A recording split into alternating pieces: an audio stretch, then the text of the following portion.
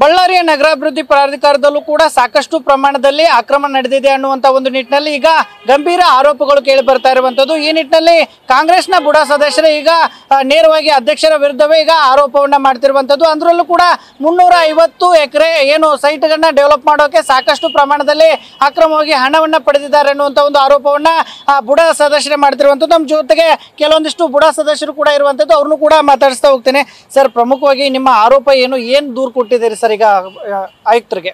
Sir 350 ಎಕರೆ ಇದು 350 ಎಕರೆ ಇದಾಗಿದೆ sir, ಅಕ್ರಮ ಆಗಿದೆ ಸರ್. ಎಕರೆಗೆ 1 ಲಕ್ಷದಿಂದ 2 ಲಕ್ಷವರೆಗೆ ಅಮೌಂಟ್ ತಗೊಂಡ್ಬಿಟ್ಟು ಇದು ಅಪ್ಲೋಡ್ ಮಾಡ್ತಿದ್ದಾನೆ ಸರ್. ಯಾರು ಅಪ್ರೂವಲ್ ಮಾಡ್ತಾ ಇರೋದು? ಈಗ ಯಾವ ಪಕ್ಷದ ಸದಸ್ಯ ಇರೋದು? ಕಾಂಗ್ರೆಸ್ ಸರ್, ಕಾಂಗ್ರೆಸ್ ಪಕ್ಷ ಅಧ್ಯಕ್ಷ ಸರ್, ಬುಡಾ ಅಧ್ಯಕ್ಷ ಸರ್, ಆಂಜನೇಯಲು ಅಂತ ಸರ್.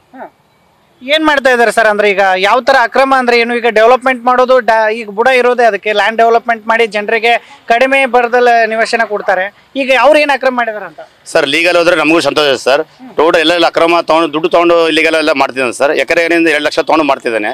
ಅದರಿಂದ ನಾವು ದೂರು ಕೊಡ್ತೀವಿ ಸರ್. ನಮ್ಮ ಅವ್ರು ಬಂದು ಲೇಔಟ್ ಓನರ್ಸ್ ಬಂದ್ಬಿಟ್ಟು ನಮ್ಮ ಹತ್ರ ಬಂದು ರಿಕ್ವೆಸ್ಟ್ ಮಾಡ್ಕೊಂಡ್ರು ಸರ್, ಹಿಂಗೆ ಎಕರೆಗೆ 1 2 ಲಕ್ಷ ತಗೊಂಡು ಮಾಡ್ತಿದ್ದಾನೆ, ನೀವನ್ನ ಸ್ವಲ್ಪ ಹೇಳ್ರಿ ಅಂತ. ನಾವು 2-3 ಸಲ ಹೋಗಿ ಕೇಳಕ್ಕೆ ಹೋಗಿದ್ದೀವಿ ಸರ್. ಹೋದ್ರೆ ನಮ್ಮೇಲೆ ಕೂಡ ಈಗ ಭಾಷೆ ಒಂಥರ ಮಾತಾಡ್ಬಿಟ್ಟು ಆ ಥರ ಎಲ್ಲ ಮಿಸ್ಬಿಹೇವ್ ಮಾಡಿದ್ದಾರೆ ಸರ್. ಒಟ್ಟು ಅವ್ರ ಫ್ಯಾಮಿಲಿ ಮೆಂಬರ್ಸ್ ಎಲ್ಲ ಇರ್ತಾರೆ ಸರ್ ಚೇಂಬರಲ್ಲಿ.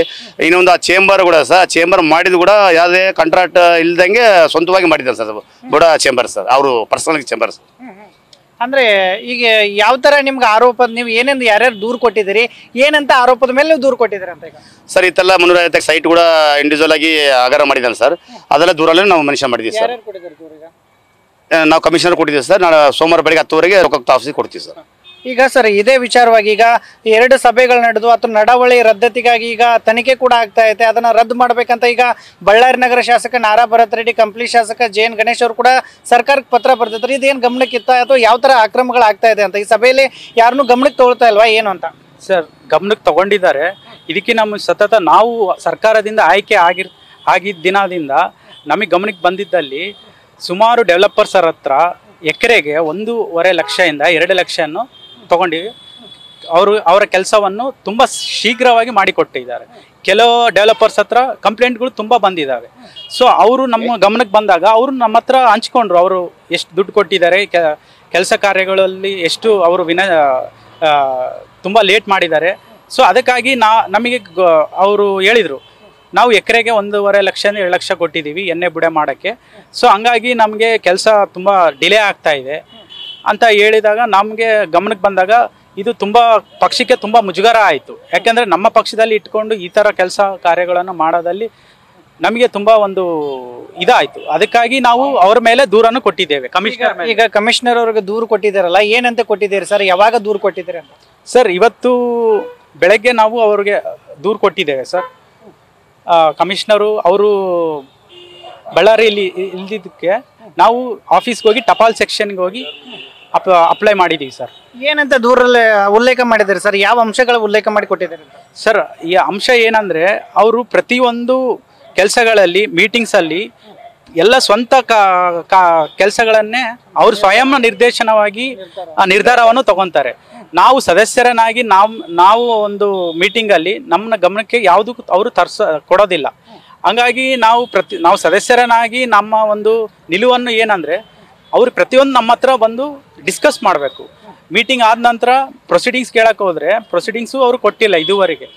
ಸೊ ಅದಕ್ಕೆ ನಮಗೆ ಬೇಜಾರಾಗಿ ಕಮಿಷನರ್ಗೆ ದೂರು ಕೊಟ್ಟಿದ್ದೀವಿ, ಮತ್ತು ಲೋಕಾಯುಕ್ತರಿಗೂ ದೂರು ಕೊಟ್ಟಿದ್ದೀವಿ ಸರ್. ಯಾವಾಗ ಕೊಡ್ತಾ ಇದ್ದಾರೆ ಸರ್? ಲೋಕಾಯುಕ್ತರಿಗೆ ಸೋಮವಾರ ಬೆಳಗ್ಗೆ 10ವರೆಗೆ ಬಾ ಅಂತ ಹೇಳಿದ್ದಾರೆ.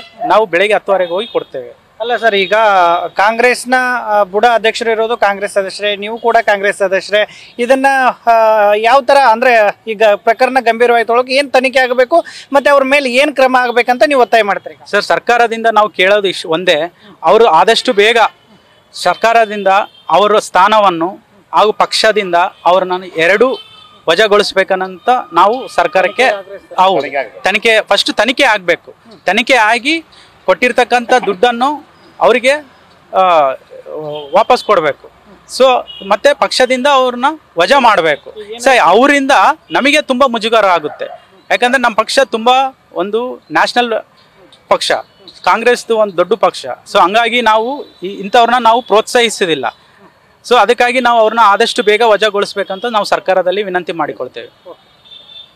ಇದಿಷ್ಟು ಬುಡಾ ಸದಸ್ಯರು ಕೂಡ ಹೇಳ್ತಿರುವಂಥದ್ದು. ಈಗಿರ್ತಕ್ಕಂಥ ಹಾಲಿ ಅಧ್ಯಕ್ಷ ಅಂದರೆ JS ಆಂಜನೇಯವರು ಕೂಡ ಏನು ಕೆಲವೊಂದಿಷ್ಟು ಲ್ಯಾಂಡ್ಗಳನ್ನು ಬುಡಾದಲ್ಲಿ ಡೆವಲಪ್ ಮಾಡಿದ್ದಾರೆ. ಅವರಿಂದ ಸಾಕಷ್ಟು ಪ್ರಮಾಣದಲ್ಲಿ ಲಕ್ಷ ಹಣವನ್ನು ಪಡೆದುಕೊಂಡು ಕೋಟ್ಯಾಂತರ ರೂಪಾಯಿ ಏನು ಸರ್ಕಾರಕ್ಕೆ ನಷ್ಟವನ್ನು ಮಾಡಿದ್ದಾರೆ. ಅದೇ ಅಕ್ರಮವಾಗಿ ಸಾಕಷ್ಟು ಹಣವನ್ನು ಮಾಡಿದ್ದಾರೆ. ಇದು ಎಲ್ಲವೂ ಕೂಡ ತನಿಖೆ ಆಗಬೇಕು. ಜೊತೆಗೆ ನಾವು ಸೋಮವಾರ ಬೆಳಗ್ಗೆ ಏನು ಲೋಕಾಯುಕ್ತರಿಗೂ ಈ ಬಗ್ಗೆ ದೂರು ಕೊಡ್ತೀವಿ.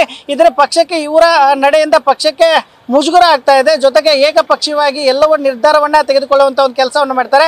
ಅವರ ಮೇಲೆ ಕ್ರಮ ಆಗಬೇಕು. ಜೊತೆಗೆ ಅಧ್ಯಕ್ಷ ಸ್ಥಾನದಿಂದ ಅವರನ್ನ JS ಆಂಜನೇಯ ಅವರನ್ನ ಇಳಿಸಬೇಕನ್ನುವಂತ ಒಂದು ಒತ್ತಾಯವನ್ನ ಈಗ ಬುಡಾ ಸದಸ್ಯರೇ ಕೂಡ ಈಗ ಮಾಡ್ತಿರುವಂತದ್ದು. ಕ್ಯಾಮರಾಮನ್ ಕಾರ್ತಿಕ್ ಜೊತೆಗೆ Shivanand Madihalli, news first Kannada, Ballari. News first ನಿರ್ಭೀತಿಯಿಂದ ನಿಮ್ಮ ಪರವಾಗಿ.